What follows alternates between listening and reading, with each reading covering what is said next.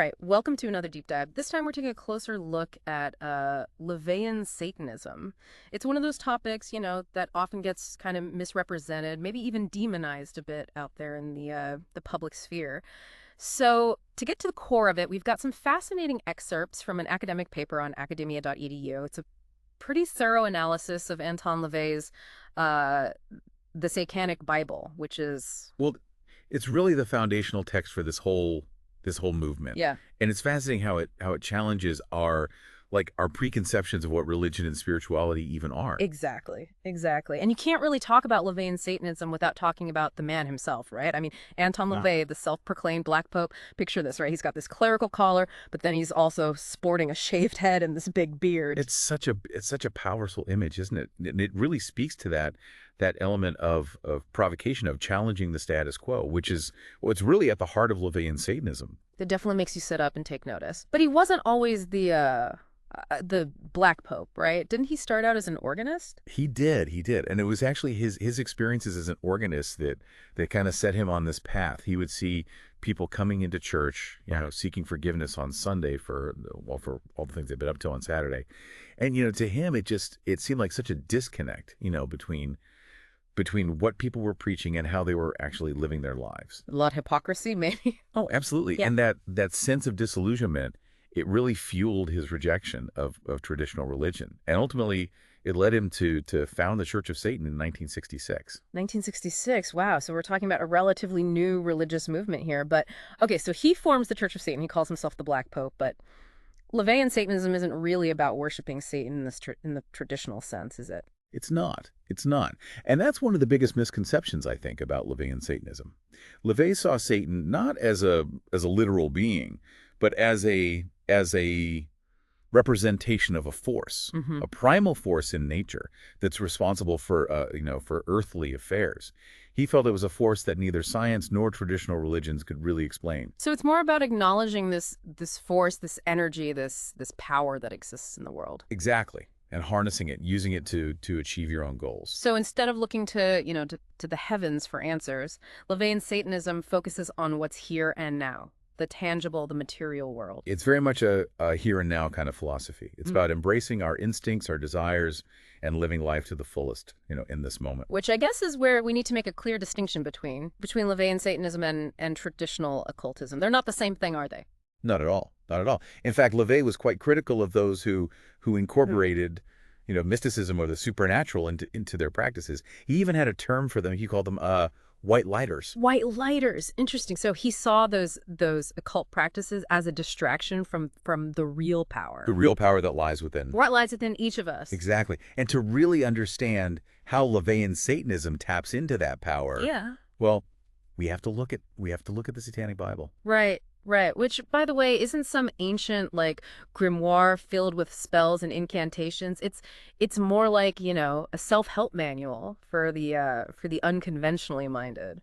That's a great way to put it. It's about taking control of your life, about achieving your goals, fulfilling your desires, and challenging those societal norms. Empowering yourself. Exactly. It's a blueprint for living life on your own terms. And to do that, Lavey provides a framework, which are the 9 satanic statements. Okay, let's dive into those statements a little bit. What are they all about? Well, think of them as, guiding principles. They emphasize things like indulgence over abstinence, living in the here and now rather than hoping for some kind of afterlife. There's one about undefiled wisdom, another about kindness only to those who deserve it, and one that advocates for vengeance instead of turning the other cheek. Vengeance, huh? That sounds a little intense. Well, it's not about, going out and hurting people. It's about taking responsibility for your life. Yeah. And not letting others take advantage of you, not letting yourself be drained by what Lavey called psychic vampires. Psychic vampires, so people who drain your energy, who bring you down. Exactly. So it's about being mindful of where you direct your energy, where you invest your time and emotions. Yeah, don't waste it on people who don't reciprocate, who don't deserve it. It's really interesting how these statements, they kind of turn traditional morality on its head. They do. And that's really at the core of Laveyan Satanism. It challenges you to question everything, including your own beliefs about good and evil. Take, for example, the the seven deadly sins. Right. Greed, envy, lust, the usual suspects. Exactly. But Laveian Satanism, it reframes them. It argues that these are natural human desires, and that when indulged responsibly, they can actually drive ambition. They can drive achievement. So it's not about like denying our desires. It's about understanding them, even harnessing them, Exactly. which is it's a pretty radical idea, especially when you consider, traditional religious teaching. It is. It is. And it leads us to another concept that often gets misunderstood, often gets sensationalized, and that's the Black Mass. Right, right. The Black Mass. I mean, when most people hear that term, they probably picture like, robes and candles and some kind of, dark ritualistic stuff going on.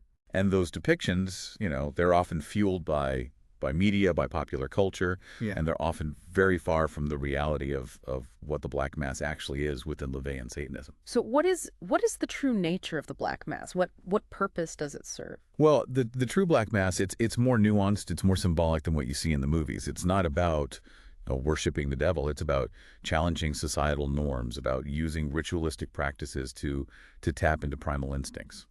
Is there an element of of shock value there? Like, are they deliberately using these loaded terms, these images to get people's attention? Perhaps. But it's more than that, I think. Yeah. It's about reclaiming power. It's about rejecting dogma, rejecting authority. It's a way of expressing individuality, of challenging the status quo. It's fascinating, really, how they've taken these terms like evil, the Black Mass, and they've redefined them within their own philosophical framework. They have. And that brings us to one of the biggest misconceptions surrounding Laveian Satanism, and that's the idea of human sacrifice. Right, right. I mean, we can't really talk about Laveian Satanism without addressing that. And it's crucial to state, without any ambiguity, that Laveian Satanism absolutely does not endorse, it does not practice animal or child sacrifice. Those ideas are completely fabricated, and they're often used to demonize the movement. So when they talk about human sacrifice, what are they really referring to? It's entirely symbolic. It's a metaphorical act of destroying an enemy. Lavey even outlines criteria for a fitting human sacrifice, emphasizing that it's not about it's not about physical harm. So it's more about like directing energy, focusing your will to overcome obstacles Right. or to banish, negative influences in your life. Exactly. It's about taking control, not causing physical harm. It's about mental and emotional empowerment. Which again speaks to that theme of taking those loaded terms Mm-hmm. like evil or sacrifice and completely redefining them within their own philosophy. Exactly. So it all comes down to self-reliance, to personal responsibility, to shaping your own reality, really. It does. And I think that's a big part of why people are drawn to Laveian Satanism. It's a philosophy of empowerment. It appeals to people who, Yeah. who reject those traditional religious doctrines, who are looking for a system of belief that embraces individuality and personal responsibility. So no blind faith, no waiting for divine intervention. It's about taking ownership of your own life, your own destiny. Exactly. And of course, we can't ignore the role of publicity, of media attention. I mean, that's definitely played a role in shaping the image of Laveian Satanism. Oh, absolutely. There's a certain mystique to it, a sense of rebellion, a sense of intrigue that definitely contributes to its appeal. It's definitely got that forbidden fruit kind of vibe, It does. But beyond the headlines, beyond the imagery, there's a depth to Laveian Satanism that I think deserves a closer look. I agree. And that's what we're trying to do here, right? To kind of peel back the layers and see what's really going on. To go beyond the stereotypes and the misconceptions. And I think that's a great place to wrap up part 1 of our deep dive. Sounds good to me. We've covered a lot of ground, but there's still so much more to explore. There is. We've only just scratched the surface. So if you're intrigued by what you've heard so far, be sure to join us for part 2, where we'll continue to unpack the fascinating world of Laveian Satanism. Looking forward to it. So welcome back to our exploration of Laveian Satanism. In part 1, we kind of laid out some of the core principles, right? Like the rejection of traditional religion, that emphasis on embracing our earthly desires. Of course, we talked about Anton Lavey himself, that striking figure of the Black Pope. Right. And we started to unpack some of the big ideas, like the 9 satanic statements, the Black Mass. But I'm curious, if Laveian Satanism is so focused on on self-interest, on personal power. How does that translate into relationships? Yeah, that's a key question, and it's one that I think a lot of people struggle with, because you see, Levian Satanism doesn't advocate for self-sacrifice, right? It doesn't say that you should put the needs of others ahead of your own. So you're not expected to be like some kind of saint. Exactly, Yeah. exactly. But it does acknowledge the importance of relationships, particularly those that are mutually beneficial. So it's not about like cutting yourself off from everyone and becoming some kind of, lone wolf. No, not at all, not at all. It's about being selective.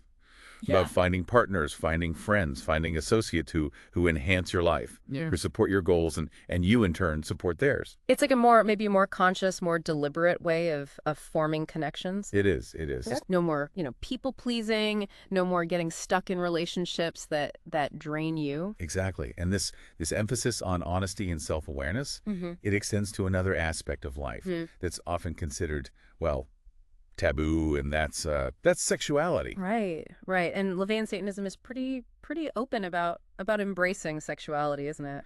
It is. It is. It sees sexual desire as a natural, healthy instinct, and it argues that this instinct should be explored, should be enjoyed without guilt, without shame. But there are still, there's still boundaries, right? It's not just a free pass to do whatever you want with whoever you Yeah, want. absolutely, absolutely. As with all things in Levian Satanism, responsibility is key. Harming others is never condoned. So any sexual activity must be consensual. Respect for yourself and for your partners is paramount. So it's about owning your desires but acting on them ethically responsibly. Yeah. And again, it kind of goes back to that idea of challenging hypocrisy, right? Like, Yeah. those who preach abstinence but then secretly engage in those very behaviors that they condemn. Yeah, yeah. It's calling out that disconnect between words and actions.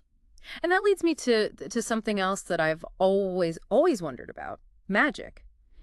Do Levian Satanists actually like believe in spells and curses and stuff? That's a great question, and it's one that often leads to a lot of confusion, because Levian Satanism approaches magic from a psychological perspective. It's not about, invoking supernatural forces or anything like that. It's about using ritual and imagery to tap into the power of the subconscious mind. So it's more like a form of self-hypnosis maybe, or mental conditioning. Yeah, that's a good way to think about it. Using symbols and rituals to kind of focus your intention to achieve your goals. Exactly. And they make a distinction between what they call lesser magic and greater magic. Okay, so lesser magic and greater magic, what's the difference? Well, lesser magic is about influencing people and circumstances to your advantage. Yeah. So think seduction, think persuasion, maybe even a little bit of intimidation. So using your charisma, your intellect to kind of get what you want. Exactly. Which, I mean, I guess we all do that to some extent, right? Consciously or not, every day. We do. What about greater magic? Greater magic is it's about self-transformation. It's about using ritual and symbolism to kind of unlock your inner potential, to become the best version of yourself. So both types of magic are about taking control, about shaping your reality. In a way, yeah. It's really interesting. It seems like Levian Satanism, it draws on so many different sources, like psychology, philosophy, even a little bit of like theater.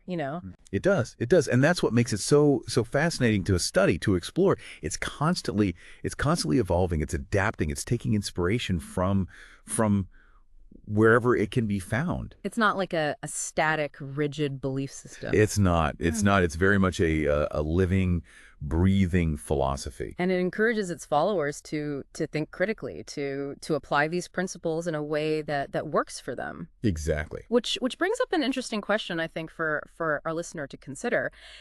If Levian Satanism is all about self-empowerment, is there a risk of crossing the line into exploitation? Where do you draw the line between between fulfilling your own desires and respecting the rights of others? That's a really important question, and it speaks to the complexity of Lavey Satanism, right? It's not about black and white answers. It's about navigating the gray areas, about making choices that align with your values and taking responsibility for the consequences. And I think that's something that we all have to grapple with, right? Regardless of our beliefs, our background. Absolutely, it's a universal human struggle. And with that, I think we should take a pause here, and in part three, we'll explore some of the rituals and celebrations associated with Lavey Satanism, and we'll consider the broader implications of this often misunderstood philosophy.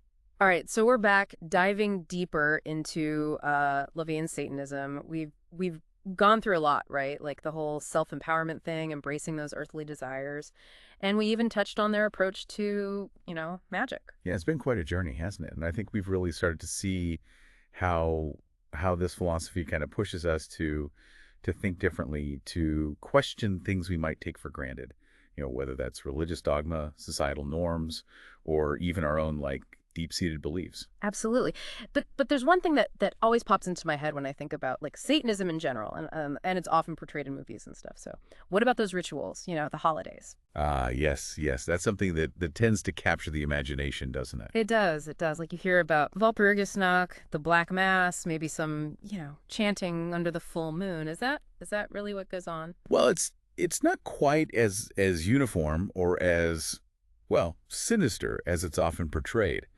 You see, within Lavey Satanism, there isn't really a strict set of rules or rituals that everyone has to follow. So it's not like they all get together every full moon and do some crazy ritual. No, not at all. It's much more about personal interpretation, about adaptation. So you might have one Satanist, throwing a big party on Walpurgisnacht to celebrate their achievements, while another might perform a, solitary ritual to focus their intentions. Exactly. It's all about finding what works for you, what resonates with your individual needs and preferences. Which I guess makes it all the more difficult to define, to categorize. It does. Lavey Satanism it's a bit of a slippery fish, always kind of evading those easy labels, those simple explanations. It's always pushing back against being put in a box. Exactly. And that might be its most enduring legacy, It forces us to question, to probe, to dig deeper. It's not about blind faith. It's about constant exploration, about self-discovery.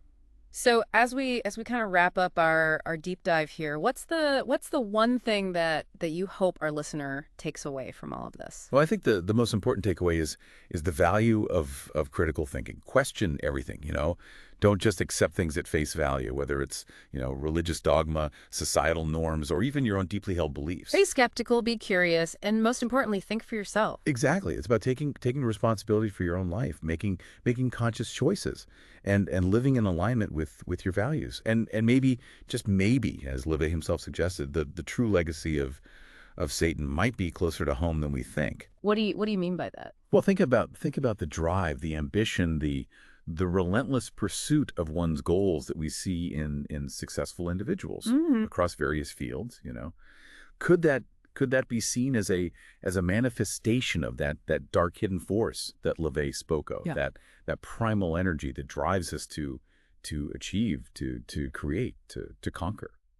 So you're saying like the CEO of a Fortune 500 company, the artist pushing creative boundaries, the athlete breaking world records, maybe they're tapping into that satanic spirit without even realizing it. It's a provocative idea, isn't it? That the line between what we consider good and evil, success and transgression might be blurrier than we think. Definitely something to ponder, to think about. So as our listener goes about their day, navigates the complexities of life, what would you say to them? What's the key takeaway from our exploration of Lavey Satanism? I'd say embrace your curiosity, question everything, and most importantly, take ownership of your life, of your choices. Maybe, just maybe, you'll discover a spark of that satanic spirit within yourself. And if you're intrigued to learn more, I highly recommend checking out the Satanic Bible itself. But as with any source of information, approach it with a critical eye, with an open mind. That's what the deep dive is all about. So until next time, keep exploring, keep questioning, and keep diving deep.